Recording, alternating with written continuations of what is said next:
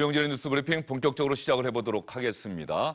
헝가리 다뉴브강 유람선 침몰 사고와 관련해서 문재인 대통령이 가장 중요한 것은 속도다. 어제 긴급대책회의에서 이렇게 지시하면서 신속한 대응을 주문했죠. 강경화 외교부 장관이 지금 헝가리로 날아가고 있습니다. 어떤 움직임이 진행되고 있는지 여러분께 자세히 전해드리도록 하겠습니다. 세 분과 함께합니다. 정태근 전 국회의원, 김성환 시사평론가, 박문신 SBS 논설위원 나와 있습니다. 어서 오십시오. 안녕하세요. 안녕하십니까. 먼저 박문신 의원, 강경화 외교부 장관이 언제쯤 헝가리에 도착합니까? 일단 3시 도착, 그러니까 부다페스트 기준으로 3시 도착으로 예정이 되어 있습니다. 이제 한 30분 남은 겁니까? 그렇습니다. 직항로가 아니고 이제 터키 이스탄불을 경유해서 가는 비행기이기 때문에 어젯밤에 출발했지만 아직까지는 도착을 안 한 상황이고요.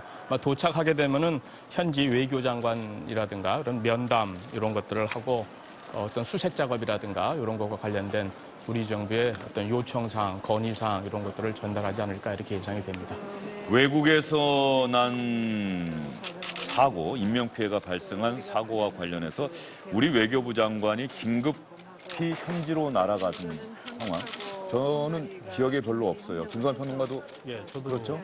그렇습니다. 이렇게까지 또 빨리 대응하고 우리 국내에서 대응팀이 나가고 외교부 장관까지 다 아는 경우는 거의 없었던 걸로 기억하거든요. 이번에는 굉장히 이례적인 상황이다 이렇게 봐야 될 것 같습니다. 정태근 전 국회의원도 김성환 평론가 의견에 동의하십니까? 그렇죠. 그러니까 지금 사실은 이 골든타임이 다 지나가고 있어서 굉장히 안타까운데 그러면 이후에 사실은 이 부다페스트 주변뿐만 아니라 또 그 강이 계속 다른 나라로 흘러가기 때문에 그런 등등과 관련해 가지고 아마 이제 그 역할이 있어서 가셨을 텐데 뭐 별 지금 그 상황 현지 상황이 진전이 없어가지고 참 안타깝습니다. 예. 추가로 구조됐다. 실종자분 가운데 구조된 분이 있다. 이런 반가운 소식은 아직까지 들려오지 않고 있습니다.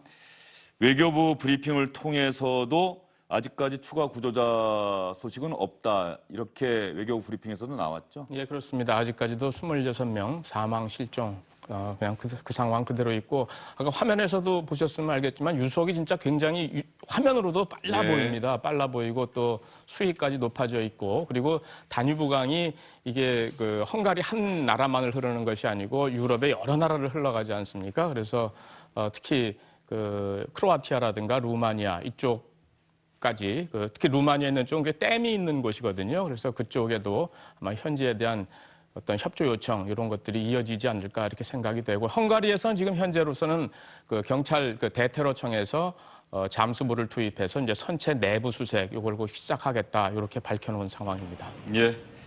우리 국민 33명 가운데 구조된 7명, 사망자 7명, 실종자 19명의 숫자는 변동이 없다. 헝가리 당국에서 사고 선박이 수심 3m 정도의 침몰해 있는 것으로 파악하고 있는데 크레인 동원해서 인양 작업을 하려고 하고 있는데 유속이 빨라서 시간이 걸리고 있다.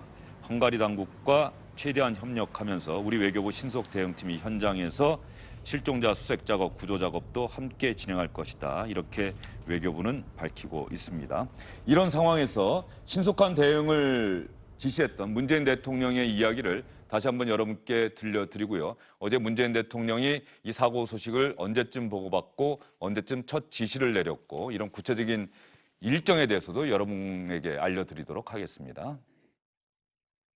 실종자에 대한 구조와 수색 작업이 신속히 이루어질 수 있도록 가용할 수 있는 외교 채널을 총동원해서 헝가리 당국과 협력해 주시기 바랍니다.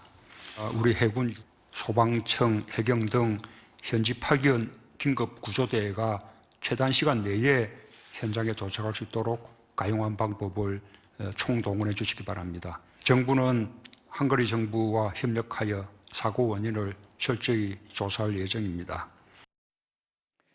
예, 정부는 헝가리 정부와 협력해서 사고 원인을 철저히 조사할 예정입니다. 가용한 방법을 총동원해 주시기 바랍니다.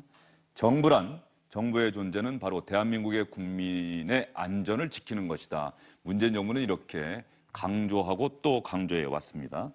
청와대가 어제 시간대별로 어떻게 대응했는지 여러분께 한번 보여드리도록 하겠습니다. 우리 시각으로 어제 새벽 4시 5분쯤에 사고가 발생했고요. 5시쯤에 현지 공사관에서 사고 사실을 인지하고 45분쯤 지난 다음에 외교부 안전지킴센터로 구두 보고를 해왔다. 문재인 대통령의 긴급 지시는 아침 8시에 처음으로 나왔고 안보실장이 오전에만 4차례 관계장관 화상회의를 진행했다. 오전 11시 45분에 관계장관 회의를 문재인 대통령이 긴급히 소집해서 주재를 했다. 이렇게 밝히고 있습니다. 그런데 박문신 의원, 문재인 대통령이 언제 처음으로 이 사고와 관련한 보고를 받았는지 5시쯤에 현지 대사관에서 인지하고 5시 45분에 외교부로 구두 보고를 해왔는데 언제 처음 보고받았는지는 청와대가 밝히지 않았죠. 밝히지 않았습니다. 지금 CG에서도 그래픽에서도 나왔습니다만은 5시 45분에 청와대 위기관리센터로 접수가 됐는데 대통령이 그러면 언제 보고를 받았냐라는 질문에 대해서는 구체적으로 보고 시간과 횟수를 밝히기 어렵다 이렇게 전제를 하면서 구체적인 언급은 안 했고요. 다만 이렇게 얘기를 했습니다. 청와대 위기관리센터로 보고 접수된 뒤에 가장 빠른 최단 시간에 정유용 안보실장이 관저에서 대통령에게 보고했다. 이렇게만 얘기를 했거든요. 그러니까 구체적으로 그러니까 몇 시에 어떻게 보고를 받았고 8시까지의 상황 요거에 대해서는 청와대가 브리핑을 안 한 셈이 돼버렸죠. 기자들이 계속 거듭된 질문이 있었습니다만은 저녁 브리핑 때까지 어제 전부 6번의 브리핑이 있었는데 6번의 브리핑 모두 이 문제에 대해서는 구체적으로 밝히질 않았습니다.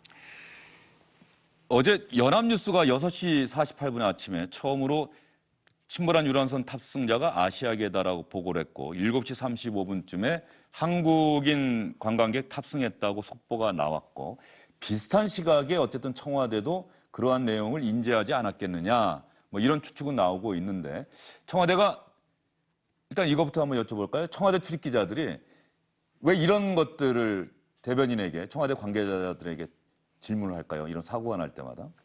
과거 세월호 대응과 관련한 대통령과 이제 정부의 대응 문제 때문에 그렇겠죠. 근데 저는 이제 좀 상식적으로 판단을 해서 그러니까 나중에 나온 얘기입니다만 불과 7초 만에 배가 이제 뒤집힌 상황이었고 또 이제 국내 현지 대응할 수 있는 상황도 아니었고 그래서 이런 문제에 대해서 너무 민감하게 기자들이 질의를 하는 것도 제가 보기엔 적절치가 않고요.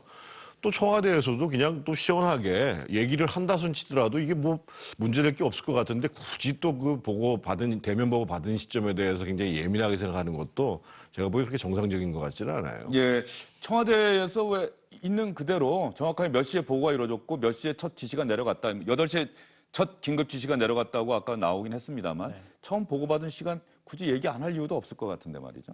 상식적으로 생각해 보면 그렇다고 이제 볼 수도 있는데요. 지난번에 강원도 산불 대응할 때 그때도 마찬가지였지 않습니까? 문재인 대통령 대처를 두고 아니 왜 그러면 그 시간까지 대처를 제대로 못했느냐 이런 얘기가 있었잖아요.